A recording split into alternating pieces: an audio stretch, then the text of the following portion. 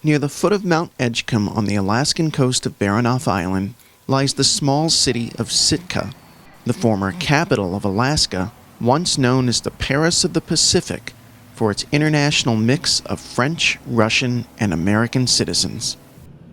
Down the street from the O'Connell Bridge is St. Gregory the Nazianzen Catholic Church, one of 10 parishes in the Diocese of Juneau, and the only one on Baranof Island. Listen graciously to the prayers of this family, whom you have summoned before you.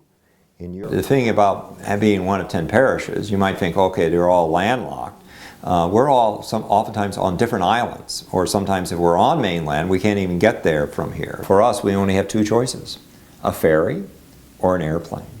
And so with that, because we're separated by water, and in that way, it creates almost sometimes a more, we tend to be more isolated, and yet we work very hard to try to be interconnected. Father Andrew Sensenig has been pastor at St. Gregory for the last 2 years and has overseen a number of ministries in his parish, including the weekly visit to Pioneer Home, a state-owned assisted living facility for retired residents of Sitka.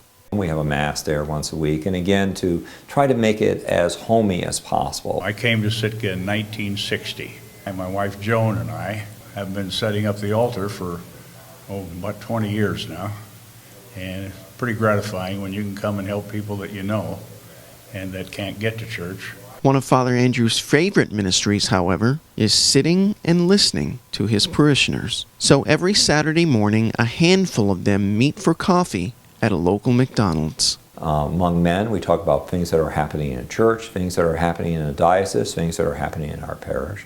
On this day, the conversation has turned toward Bishop Edward Burns' impending departure to the Diocese of Dallas. He is very welcoming and inclusive, and he has obvious strong leadership qualities. So Dallas is very, very fortunate. He's got a great vision for the church and a love of Christ, and I think you guys will do well with him in Dallas. We're going to miss it.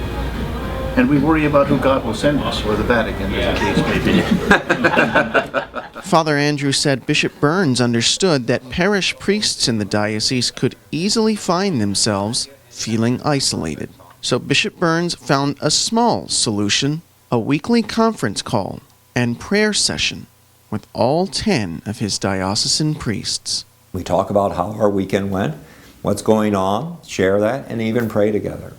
Now, a conference call, you might say, is not as good as Skype, but you know what? It's amazing what you can get through by listening to the tenor of the voice of your brothers and be able to know what's happening.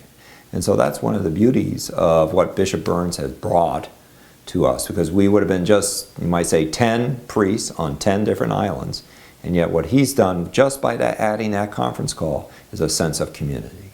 Father Andrew said he will miss Bishop Burns, especially his unique brand of humility. He's able to sort of laugh at himself. Even when he teases and then when he gets teased back, he's able to do that, which shows a level of humility, which oftentimes you don't get for a person who has so much responsibility. For the Texas Catholic, I'm Seth Gonzalez.